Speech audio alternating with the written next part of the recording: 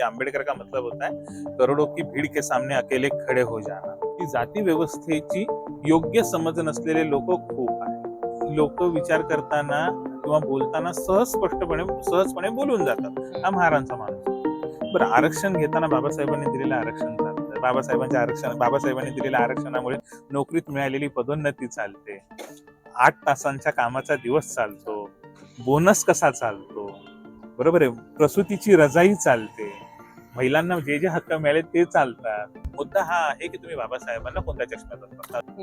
अर्थशास्त्रात पीएचडी घेणारा आशियातला पहिला माणूस। 6 तारखेला दादरला सगळेजण येतात, चैत्यभूमीला येतात, शिवाजी पार्कच्या त्या मैदानामध्ये सगळेजण जमा होतात। त्या दिवशी करोडोंची पुस्तकं विकली जातात। त्याही चुकीच्या गोष्टी समोर सरेंडर व्हायचं नाही, कोणत्याही गोष्टीला सहज म्हणून तयार व्हायचं नाही आणि कधीच हरायचं नाही। आंबेडकर नावाचा अर्थ असतो फक्त राईज होणं, rise rise rise, never fall.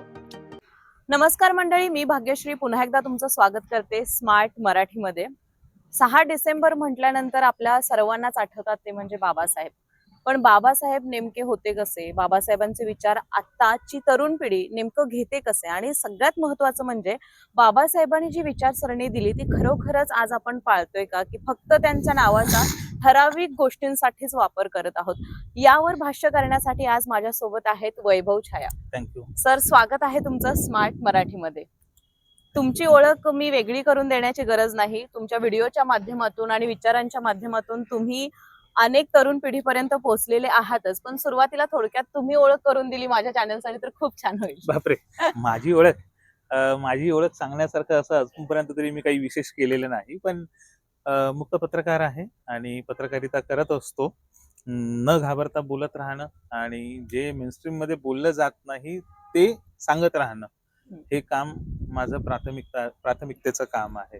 बस या पलीकडे अजूनपर्यंत नाही, अजून भरपूर ओळख बनेल असं भरपूर काम करणं बाकी आहे अजून। निश्चितच सर, त्यातला थोडासा खारीचा वाटा मला वाटतं माझ्या चॅनलच्या या मुलाखतीच्या माध्यमातून आम्हाला अनुभवायला मिळेल। माझा पहिलाच प्रश्न असा आहे, बाबासाहेब म्हटल्यानंतर जसं मला वाटतं त्यांचं ज्ञान, त्यांची विचारसरणी, तुम्हाला नेमकं काय वाटतं हे नाव ऐकल्यानंतर? धैर्य, धैर्य यासाठी की आंबेडकर हे नाव किंवा ही संकल्पना अशी आहे की मी मध्यंतरी ऐकलं होतं, हिंदी मीडियात कोणीतरी म्हटलं होतं की बहुतेक रवीश कुमारनेच म्हटलं होतं की आंबेडकर का मतलब होता है करोड़ों की भीड़ के सामने अकेले खड़े हो जाना।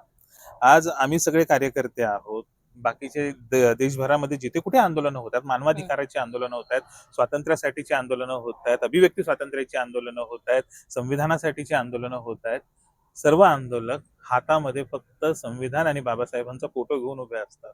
का? कारण ते धैर्य आहे, तो लोकशाहीचा मार्ग आहे आणि तो कायद्याचा मार्ग आहे। त्यामुळे बाबासाहेबां इतकी मोठी सूर्यशक्ती, इतकं मोठे धैर्य भारतात तरी दुसरं नाहीये। माझ्यासाठी ते पुरेच आहे। आजची तरुण पिढी जी आहे सर, त्यांना हे विचार कितपत रुजलेत त्यांच्यामध्ये असं तुम्हाला वाटतं? बऱ्यापैकी रुजलेले आहेत, हळूहळू रुजलेले आहेत। कारण आंबेडकर ही एक व्यक्ती नाही, विचारधारा आहे आणि ती इतकी अपग्रेडेड सिस्टम मधली आहे ना की ती प्रत्येक शतकामध्ये नवीन नवीन आयाम घेऊन ती स्वतःला अपग्रेड होत आलेली आहे, ती बघतच आलेली आहे। त्यामुळे असं नाहीये की बाबासाहेब फक्त 20व्या शतकातच रिलेव्हंट होते, ते 21व्या शतकातही तितकेच रिलेव्हंट आहेत आणि 22व्या शतकातही तेवढेच रिलेव्हंट राहणार आहेत, कारण ती सतत अपग्रेड होणारी प्रोसेस आहे। राहिला प्रश्न आत्ताच्या पिढीचा, तर ज्यांनी कधी ना कधीतरी आयुष्यामध्ये अपमान सहन केलेला आहे आणि तो अपमान सहन करण्यासाठीचं कारण हे त्यांचं कोणतंही असं नॅचरल कारण नाही, कोणीतरी दमन करायचंय, कोणीतरी त्यांच्यावर वर्चस्व गाजवायचंय म्हणून अपमान केलेला आहे। आणि त्या व्यक्तीने जर कधी आंबेडकर वाचला तर तो व्यक्ती तो अपमान परत कधीच सहन करत नाही आणि मग नंतर तो आंबेडकर उलगडून पाहायला लागतो, त्यांच्या पुस्तकातून, त्यांच्या विचारातून, त्यांच्या कृतीतून, त्यांच्या आंदोलनातून, त्यांनी जी जी कामं केलेली आहे त्याच्यातून। आणि मग ती व्यक्ती या देशातली सगळ्यात महान व्यक्ती बनण्याच्या दिशेने प्रवास करत असते, ती संविधानवादी बनण्याच्या दिशेने प्रवास करत असते। त्यामुळे ज्यांना ज्यांना कळलेलं आहे त्यांच्यापर्यंत तर डेफिनेटली आंबेडकर गेलेले। आता हा प्रश्न फार वेगळा आहे की जशा जशा नवीन जनरेशन येतात त्यांच्यापर्यंत त्यांच्या भाषेतून आपल्याला ती व्यक्ती, त्या विचारधारा पोहोचवाव्या लागतात। आणि थोडंफार आपल्यालाही थोडंसं अपग्रेड व्हावं लागेल, लागेल. पण पोहोचलेले हम्म. बऱ्यापैकी आणि चांगले पोहोचलेले आहेत नवीन जनरेशन पर्यंत. याच्याशीच रिलेटेड प्रश्न असा आहे की जे आत्ताचं डिजिटल युग आहे, या डिजिटल युगामध्ये बाबासाहेबांचे जे विचार होते ते कशा पद्धतीने येत आहेत आणि त्याबद्दल तुमचं मत काय आहे? बघा, दोन गोष्टी आहेत त्याच्यामध्ये. तुम्ही आता 6 डिसेंबर आता 4-5 दिवसांवर आहे. 6 तारखेला दादरला सगळेजण येतात, चैत्यभूमीला येतात, शिवाजी पार्कच्या त्या मैदानामध्ये सगळेजण जमा होतात.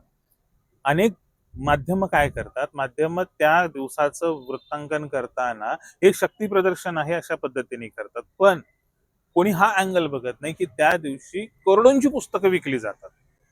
अभिवादन करायला येणारी प्रत्येक व्यक्ती ही पुस्तकं विकत घेऊन जात असते. हा शिरस्ता कधीपासूनचा आहे? 1957 सालापासूनचा ते आतापर्यंतचा, आणि हा वाढतच जाणार, आकडा दरवर्षी वाढत जातो. तुम्ही जो प्रश्न विचारला की डिजिटल युगामध्ये आंबेडकर कसे आहेत, तर डिजिटल युग जेव्हापासून सुरू झालं, आपण असा एक कालावधी गृहीत धरूया 2006-07 पासून, जेव्हापासून आपल्याकडे इंटरनेट पेनिट्रेशन वाढायला लागलं. 2011ला आपल्याकडे इंटरनेट पेनिट्रेशन वाढलं. मी तुम्हाला सांगतो, 2011 सालचा NSSOचा एक सर्वे आहे, नॅशनल सॅम्पल सर्वे ऑर्गनायझेशन. ही आधीच्या काळामध्ये असे सर्वे ऑर्गनायझेशन खूप चालायचे. आता जसं सांगितलं जातं तसेच त्याचे रिपोर्ट्स येतात. पण त्यांनी असं सांगितलेलं होतं की भारतामध्ये इतिहास, समाजशास्त्र, राजकारण यावर रिजनल भाषांमध्ये खूप जास्त लिहिलं बोललं जातं. त्यात मराठी भाषा आणि त्याच्यानंतर बंगाली, नंतर तमिळ या भाषा खूप अग्रेसर आहेत. आणि या भाषांमध्ये सगळ्यात जास्त कीवर्ड जर वापरले जात असतील तर ते आंबेडकर आहेत. मग तुम्ही जर बघाल की 2012-13ला CNN IBNनी एक हे घेतलं होतं, कॉन्टेस्ट घेतलं होतं, the greatest Indian after Gandhi.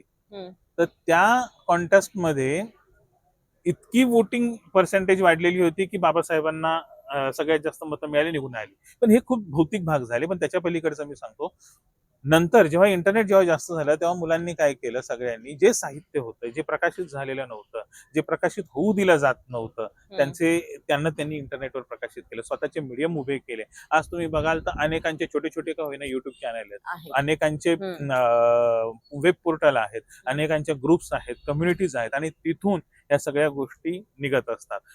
चित्रकार मुलांनी काय केलं, चित्रकार मुलांनी बाबासाहेबांना चित्रकारितेच्या माध्यमातून नवीन पद्धतीने रिइन्व्हेंट केलं. अनेक कवी पुढे आले, अनेक लेखक पुढे आले, कथाकार पुढे आले, आणि त्यांना आधी काय व्हायचं, इंटरनेटच्या आधी छापलं जात नव्हतं, जागा दिली जात नव्हती. आता मुलांना त्याची गरज पडलेली नाही. इंटरनेट त्यांचं हक्काचं माध्यम झालेलं आहे, आणि त्यांची कला, त्यांची अभिव्यक्ती सगळं ते तिथे सादर करतात. आता बाबासाहेबांना पाहिजे त्या पद्धतीने इंटरप्रेट करून ते सादर करतात. मुलांना वाटतं बाबासाहेब आमच्यासाठी सुपर हिरो आहेत, ते डॉक्टर स्ट्रेंज सारख्या किंवा आयरन मॅन सारख्या सूट मध्ये मुलं इलस्ट्रेशन करतात त्यांची, पण पोहोचवतात नव्या पद्धतीने, ते नेत असतात. यानंतर एक सर, म्हणजे आता जे झालं ते आपण बघतोय की सोशल मीडिया डिजिटल युगाची एक चांगली बाजू आहे की ज्या पद्धतीने बाबासाहेब सर्वांच्यापर्यंत पोहोचतात. पण याची एक दुसरी पण बाजू आहे सर, की जिथे फक्त बाबासाहेबांचा फोटो मागे लावलेला आहे आणि समोर डान्स करतात म्हणा, किंवा इतर कुठल्याही गोष्टी जी मला वाटत नाही की बाबांची विचारसरणी होती की या पद्धतीने जावावं, तर फक्त आपला एक मॉब ठरवून घेणं किंवा असा फोटो लावून करणं, हे कितपत तुम्हाला योग्य वाटते की या पद्धतीने? मला काहीच त्याच्यामध्ये बघा, मला चुकीचं किंवा बरोबर अशी रेष नसते. सोशल मीडियावरचं जे कंटेंट आहे, कंटेंट क्रिएटर आहे, त्याच्यामध्ये काय चांगलं काय वाईट हे ठरवण्याचा अधिकार आपल्याला नाही. दोन गोष्टी लक्षात घ्या याच्यामध्ये, काय चांगलं आणि काय बिभत्स याच्या व्याख्याच नाहीये. बरोबर. एखाद्याला वाटतं मला अशा पद्धतीने व्यक्त व्हायचंय, त्याला फ्रीडम ऑफ स्पीच आहे, त्याला फ्रीडम ऑफ एक्सप्रेशन आहे, तो त्या पद्धतीने ते करतोय. एखाद्या बाईला असं वाटलं की हो बाबा, मला बाबासाहेबांचा पाळणा गायचाय, मी लावला फोटो मागे, मी गाईल पाळणा. एक म्हणाला मला रॅप मध्ये गायचंय, तो छान रॅप पण करेल. नाही आवडणार एखाद्याला, पण त्याच्यामुळे त्याचा परिणाम विचारधारेवर तर होत नसतो. लोकांचे आपापल्या पद्धतीनं एक्सप्रेस करण्याच्या तऱ्हा बदलत असतात, त्याचा आणि विचारधारेचा तसा संबंध नसतो. आता याच्यातही अनेक जण आहेत की खूप चांगलं कंटेंट निर्माण करतात, आणि त्यामुळे आंबेडकरी विचारधारा अधिकाधिक कशी तळागाळापर्यंत जाईल, प्रत्येकाला कशी समजेल, याचा सुद्धा फायदा होतच असतो. म्हणून जे कंटेंट क्रिएटर आहेत, त्याच्यातले काही फारच भान सोडून वागणारे असतात, त्यांना योग्य वेळेला चाप बसला पाहिजे. पण तुम्ही हे करूच नका हे सांगणं मात्र आंबेडकर वादत बसत नाही. बरोबर. निश्चितच सर. यानंतर मी या प्रश्नाकडे येते की एक विशिष्ट नियम म्हणा किंवा एक विशिष्ट एक जसं म्हणतो ना आपण, एक अशी गोष्ट असते की जी भेदून माणूस पुढे येत नाही.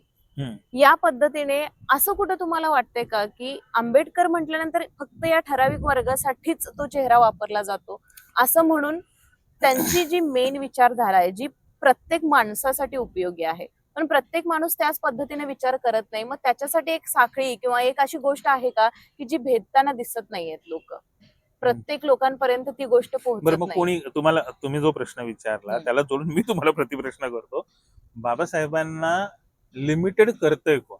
हा, कोण बरोबर. करतंय मी तुम्हाला विचार. हा, मी तेच तुम्हाला म्हणतोय, अशी एखादी साखळी किंवा असं एखादं हे आहे का की जे लिमिटेड करतायत? लिमिटेड याच्यासाठी केलं जातं, बाबासाहेब प्रचंड रॅडिकल व्यक्तिमत्व. त्यांनी जो धर्मांतराचा मार्ग निवडला त्याच्यामुळे गिल्ट कॉन्शियसनेस मध्ये अडकलेले जे बरेचसे लोक आहेत त्यांना त्याचा राग आहे, त्यांना त्याचा त्रास आहे. आणि दुसरी गोष्ट अशी आहे की जाती व्यवस्थेची योग्य समज नसलेले लोक खूप आहेत. बरोबर. बरोबर आहे. आता शेड्यूल कास्ट मध्ये घेऊयात, शेड्यूल ट्राईब मध्ये घेऊयात. काय म्हणतात? बाबासाहेब महारांचे, हा महारांचा माणूस. बरोबर आहे.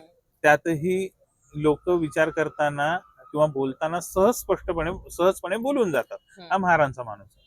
बरं, आरक्षण घेताना बाबासाहेबांनी दिलेलं आरक्षण चालतं, बाबासाहेबांनी दिलेल्या आरक्षणामुळे नोकरीत मिळालेली पदोन्नती चालते, 8 तासांच्या कामाचा दिवस चालतो, बोनस कसा चालतो, बरोबर आहे, प्रसूतीची रजाई चालते, महिलांना जे जे हक्क मिळाले ते चालतात, महिलांना संपत्तीत समान वाटा मिळालेला आहे तो चालतो, प्राथमिक शिक्षणाचा हक्क मिळालेला आहे तो चालतो, कामगारांना त्यांच्या ग्रॅच्युटीचा अधिकार मिळालेला आहे, आयुर्विमा काढण्याचा अधिकार मिळालेला आहे तोही चालतो. कदाचित तुम्ही तुमच्या आई वडिलांकडूनही ऐकलं असेल की बाबा ग्रॅज्युएशन झालं, आता एम्प्लॉयमेंट एक्सचेंज मध्ये फॉर्म भरा, कधीतरी कॉल येईल, मग आपण नोकरीला जाऊ. एम्प्लॉयमेंट एक्सचेंज कोणी आणलं? बाबासाहेबांनी आणलं. दामोदर हिरापूर व्हॅलीचे प्रकल्प कोणी आणले? बाबासाहेबांनी डिझाईन केले. भाकरा नांगल धरण कोणी केलं? बाबासाहेबांनी केलं. मुद्दा हा आहे की तुम्ही बाबासाहेबांना कोणत्या चष्म्यातून बघता. जर तुम्ही बाबासाहेबांना जातीच्या चष्म्यातून पाहिलं तर तुम्हाला त्यांची जातच दिसेल. पण बाबासाहेबांना तुम्ही नेशन बिल्डर म्हणून जर पाहिलं तर तुम्हाला बाबासाहेबांनी हा जो आधुनिक भारताचा डोलारा उभा केलेला आहे, म्हणजे नेहरू आंबेडकर ही 2 माणसं आपल्या देशाला लाभलेली अशी माणसं होती की त्यांनी खरंच आधुनिक भारताचा पाया रचलाच नाही, तो कसा उत्तरोत्तर वाढत जाईल याची पण त्यांनी पूर्ण काळजी घेतली आणि तशी तजवीजही करून ठेवली. काय होतं आपल्याकडे, जेव्हा भारत स्वतंत्र झाला तेव्हा एक सुई सुद्धा आपल्याकडे बनत नव्हते. या 2 माणसांनी बरोबर आधुनिक भारत कसा घडेल, भारतातल्या प्रत्येक माणसाचं हित कसं जोपासलं जाईल, हे बाबासाहेबांनी संविधानाच्या माध्यमातून करून ठेवलंच ना. उदाहरणार्थ सांगतो, म्हणजे आता याला जोडून तुम्ही जो प्रश्न घ्याल की बाबा मग बाबासाहेबांनी ही कामं कशी केली, असं नाहीये की ही कामं कशी केली. मुद्दा हा आहे की बाबासाहेबांनी ही कामं कोणासाठी केली. बाबासाहेबांनी ही कामं सर्वांसाठी केली ना. ती फक्त शेड्यूल कास्टसाठी नाही केलेली, ती शेड्यूल ट्राईबसाठी नाही केलेली किंवा ओबीसी साठी नाही केलेली. महिला प्रत्येक जातीत आहेत, महिला प्रत्येक धर्माच्या आहेत. मग महिला म्हणून या सगळ्याच धर्मात आणि सगळ्याच जातीत त्या अतिशय शोषित आहेत. मग त्यांच्यासाठी सेपरेट काम केलेलं आहे. मग सगळ्यात पहिल्यांदा महिलांची जबाबदारी आहे ना की बाबासाहेबांनी आपल्यासाठी जे केलेले ते समजून घेण्याची, पण ते समजून घेतलं जात नाहीये कारण त्यांचा चष्मा हा तितक्याच पुरता मर्यादित आहे. बरोबर. यामध्ये कुठे सर पॉलिटिकल अजेंडा असतात असं वाटतंय का? पण असतातच ना, का नसणार आहे. आंबेडकर जसे महारांचे ठरवले गेले तसे ज्योतिबा फुले सुद्धा यांचे ठरवले गेले, माळ्यांचे ठरवले गेले. कोणी ठरवले? ज्योतिबा फुलेंनी पहिल्यांदा शाळा सुरू केल्या होत्या मुलींसाठीच्या, तेव्हा काही शाळेच्या बाहेर पाठी लावली होती का की फक्त माळ्यांच्या मुलींनीच यावं? त्यांनी जेव्हा विधवा आश्रम सुरू केलं होतं तेव्हा लिहिलं होतं माळ्यांच्याच विधवांनी यावं. बालसंगोपन सुरू केलं त्यावेळेला लिहिलं होतं का त्यांच्या दाराबाहेर पाठी होती, इथे गरोदर महिलांनी यावे, निर्धास्त बाळांत व्हावे आणि नंतर समाजात मिसळावे. हे काय फक्त त्यांनी माळ्यांसाठी केलेलं होतं का? नव्हतं केलेलं. पोलरायझेशन हा भारतीय राजकारणाला लागलेली सगळ्यात मोठी कीड आहे, सगळ्यात मोठा रोग आहे आणि त्यामुळे आपण आपलं खूप मोठं नुकसान करून घेतलेलं आहे.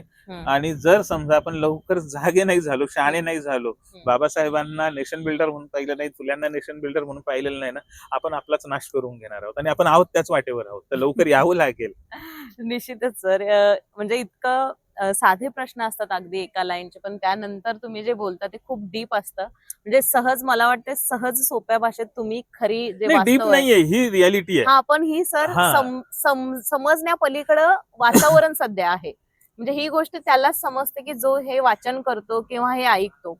हा. त्यामुळे मला वाटते काही रील्सच्या माध्यमातून आपले जे विचार आहेत ते स्मार्ट मराठीच्या माध्यमातून पण डेफिनेटली. तरुणांपर्यंत पोहोचतीलच. हा. पण यानंतरचा असा प्रश्न आहे की बाबासाहेबांच्यामुळे अर्थकारण पण खूप बदललंय. हो, 100% तर बदललं. याबद्दल काय सांगा? बघा, कशा पद्धतीने? बाबासाहेबांना आपण नेहमी असं बघतो की आरक्षणात त्यांनी हे बाबासाहेबांच्या बाबतीत विचार करताना काय म्हटलं जातं, दलितांचा नेता, हम्म, दलितांचे रहिवारी, हम्म. किंवा त्याच्या पलीकडे जायचं असेल तर काय म्हणतील की बाबा यांनी आरक्षण दिलं, किंवा काय तर बाबा घटनेचे यांनी शिल्पकार. महारांना बौद्ध धर्माची दीक्षा दिली. बाबासाहेब ह्या सगळ्यांच्या पलीकडे बाबासाहेब खूप मोठे अर्थतज्ञ होते.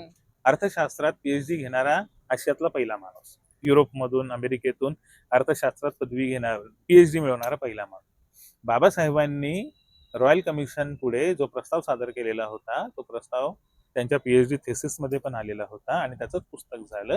त्या पुस्तकाचं नाव the problem of the rupee, रुपयाचा प्रश्न. आणि रुपयाचा प्रश्न, त्याची समस्या, या संदर्भात त्यांनी ते पुस्तक लिहिलेलं होतं. त्याच्यामध्ये रिझर्व्ह बँक ऑफ इंडिया सारखी बँक असावी, एक केंद्रीय बँक असावी, आणि ती भारताच्या एकूण आर्थिक उलाढालींचं नियमन करेल, तिथूनच त्या सगळ्या गोष्टींची एक ती पॉलिसी बनवेल, अशा पद्धतीचं ते केलेलं होतं. आणि बाबासाहेबांच्या अर्थशास्त्रीय विचारांमध्ये तुम्ही जर बघाल ना, सामाजिक न्याय अंतर्भूत होता. शेवटच्या घटकाला सुद्धा योग्य प्रतिनिधित्व अर्थव्यवस्थेत मिळालं पाहिजे. जर 1 रुपया असेल तर त्या 1 रुपयातला योग्य वाटा हा शेवटच्या घटकापर्यंत गेला पाहिजे. जिसकी जितनी संख्या भारी उसकी उतनी भागीदारी, हे तत्व बाबासाहेबांचं होतं.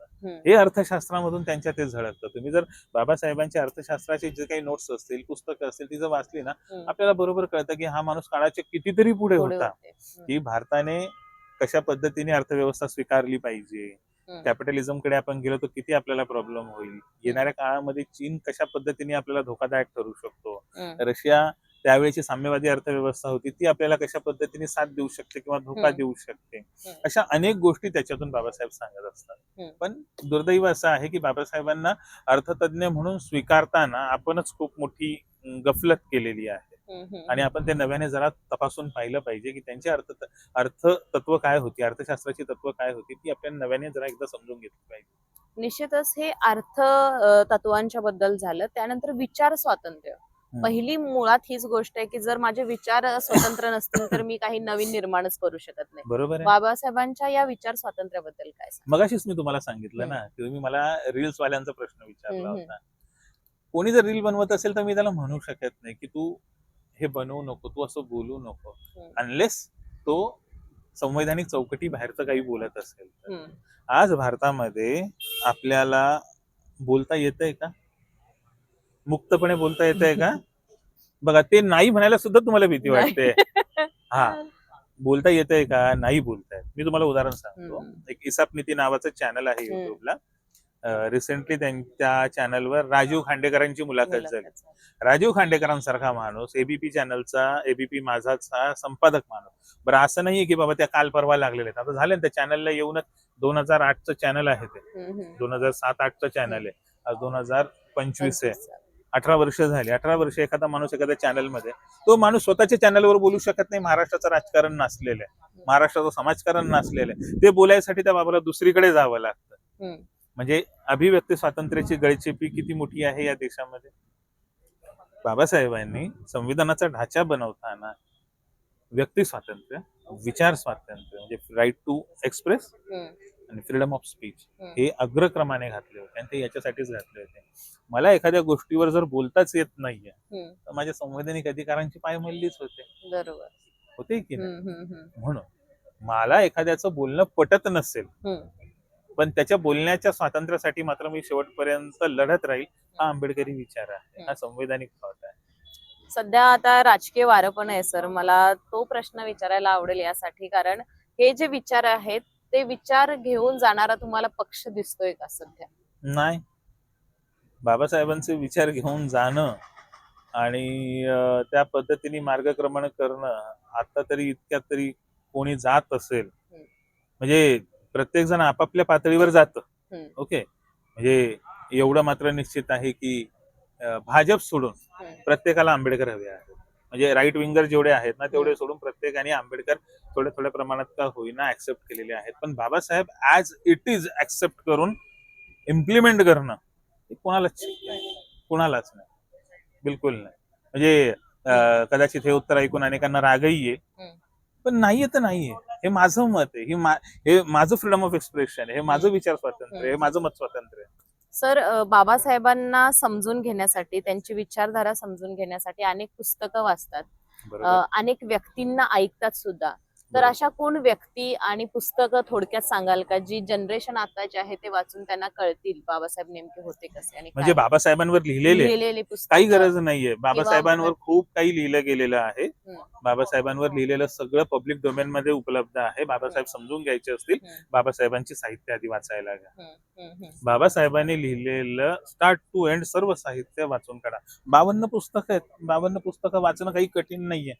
सुरुवात जरी समजा रायटिंग अँड स्पीचेस पासून जे भारत सरकारने केलेलं आहे, रायटिंग अँड स्पीचेस पासून केलं तरी खूप आहे. मुक्ती कोण पथे आहे, अनायलेशन ऑफ कास्ट आहे. बाबासाहेबांनी लिहिलेलं साहित्यच वाचायचं नाही आणि बाबासाहेबांवर लिहिलेलं दुसऱ्यांनी वाचायचं, मग त्याला अर्थ काय? नाही, तुम्हाला कळणारच नाही. त्यांच्याविषयीची माहिती जे स्त्रोत आहेत ते सांगा म्हणते मी, जेणेकरून लोकांना जर मुळापासून गोष्टी कळवून घ्यायच्या असतील. म्हणून नाही, माहितीचे स्त्रोत बीत असं काही नाही. ते विकिपीडिया मग वाचावं लागेल जाऊन. बाबासाहेब समजून घ्यायचं असेल, आंबेडकरवाद समजून घ्यायचा असेल तर तुम्हाला आधी आंबेडकरी साहित्यच वाचावं लागेल. बाबासाहेबांनी लिहिलेली पुस्तकच वाचावी लागतील. ती वाचली की त्याच्यातून तुम्हाला मानवी मूल्य कळतील, त्याच्यातून तुम्हाला संवैधानिक मूल्य कळतील, त्याच्यातून कळेल की संघर्ष कसा करायचा असतो, आंदोलनं कशी लढायची असतात, आणि त्याच्यातूनच आपल्याला कळतं की हक्क मागून मिळत नाही, उडून घ्यावे लागतात, ते मिळवावेच लागतात, लढून झगडून संघर्ष करून मिळवावे लागतात. हे त्यांच्यावर कोणीतरी लिहिले, त्या पुस्तकांमधून आपल्याला कळणार. आहेत भरपूर पुस्तकं आहेत बाबासाहेबांवर, अनेकांनी खंड लिहिलेले आहेत. पण शेवटी आधी मूळच जर नाही वाचलं तर मग नंतरच घेऊन काय फायदा? पाया घट्ट असला पाहिजे तर मला वाटतं इमारत आपली मुळाकडेच चांगली जायला राहिली. पाहिजे आधी. हो. हा खरं तर भारतातला सगळ्यात मोठा कृतज्ञतेचा सोहळा असतो. याला कोणतंही लेबल नाही. हा भारतातला सगळ्यात मोठा बुक फेअर आहे, सगळ्यात मोठा पुस्तकांचा सोहळा आहे. तर एकदा या, ज्यांनी आजपर्यंत कधी चैत्यभूमीला आलेले नाहीत ना 6 डिसेंबरला, एकदा या. मी असं म्हणत नाही की तुम्ही स्तूपात जा, पण डेफिनेटली जिथे पुस्तकांचे स्टॉल्स असतात ना तिथे जा.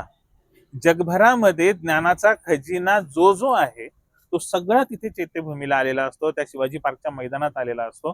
एकदा अनुभवून बघा, तुमचं आयुष्य समृद्ध झाल्याशिवाय राहणार नाही. आणि तुम्हाला मी एक खरंच सांगतो, जसं सुरुवातीलाच मी म्हटलं होतं ना की आंबेडकर का मतलब होता है करोडों की भीड़ के सामने अकेले खडे हो जाना. आज मी आहे इथे, तुम्ही माझं जर कंटेंट पाहिलं, मी जे काही व्हिडिओ बनवतो त्याच्यामध्ये मी सत्ताधाऱ्यांवर, सरकारवर, सगळ्यांवरच मी अतिशय सडकून टीका करतो, संवैधानिक भाषा सोडत नाही. असं नाहीये की मला त्यांच्याकडून काही विचारणा होत नाही, विचारणा होतात ना. माझं उत्तर खूप क्लिअर असतं. फार फार तर काय होईल, मारून टाकाल ना, मारून टाका. त्याच्या पलीकडे तुम्ही काय करणार आहात? त्याच्या पलीकडे तर आम्ही काही करू शकत नाही.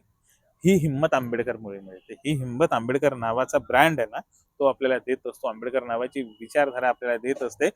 कोणत्याही चुकीच्या गोष्टी समोर सरेंडर व्हायचं नाही, कोणत्याही गोष्टीला सहज म्हणून तयार व्हायचं नाही आणि कधीच हरायचं नाही. आंबेडकर नावाचा अर्थ असतो फक्त राईज होणं. Rise rise rise, never fall. खूप धन्यवाद सर, इतकी सुंदर मुलाखत आणि परखड आणि स्पष्ट मुलाखत दिल्याबद्दल. प्रेक्षक हो, तुम्हाला ही मुलाखत कशी वाटली नक्की कळवा. तुमचे प्रश्न असतील किंवा तुमचे काय प्रतिसाद आहेत ते कमेंट बॉक्स मध्ये लिहायला विसरू नका. मी देईन उत्तर. आणि निश्चितच अजूनही तुम्ही स्मार्ट मराठीला सबस्क्राईब केलं नसेल तर सबस्क्राईब करायलाही विसरू नका. धन्यवाद. धन्यवाद सर. धन्यवाद.